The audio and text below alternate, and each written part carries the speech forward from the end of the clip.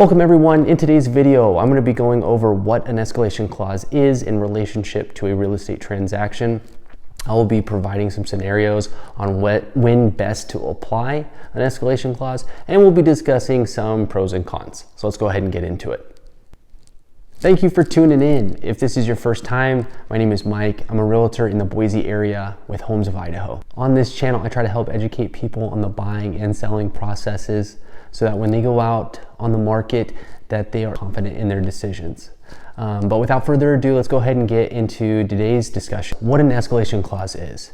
So an escalation clause in a real estate transaction is a provision that a buyer will put into their initial bid that will automatically increase their bid amount if other offers are made.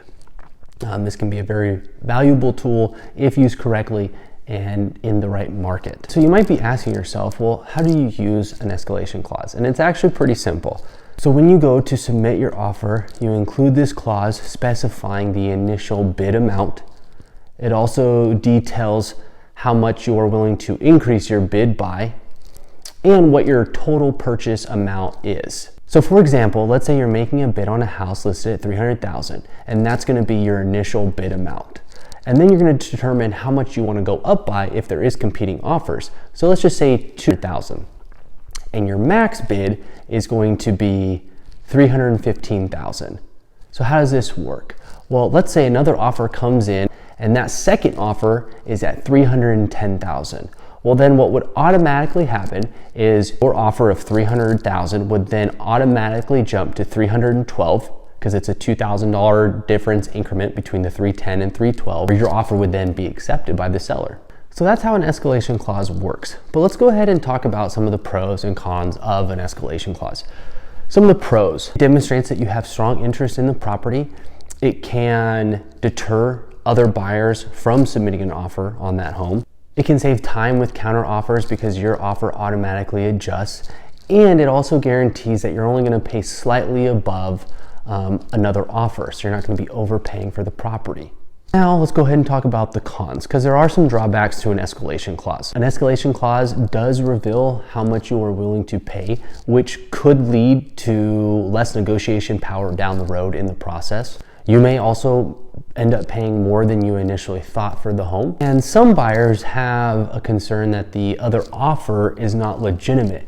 Now, here in Idaho, they have to provide proof that the other offer was a bona fide offer with legit buyers. So at least here in Idaho, we do have some protection from that fraud aspect, but it is a concern to some buyers, and it can be a big con for some. So it's definitely something to keep in mind. So let's go ahead and discuss some of the reasons on why you would want to use an escalation clause. One being you're in a very hot market, you found that dream home. The escalation clause could give you the edge in order to beat out the other multiple offers on that property. In a slower market, like in the market we're currently in here in the Treasure Valley, where some homes are sitting on the market for 50, 60 days, other homes that are priced very well and show very nicely can be off the market within a couple days with multiple offers.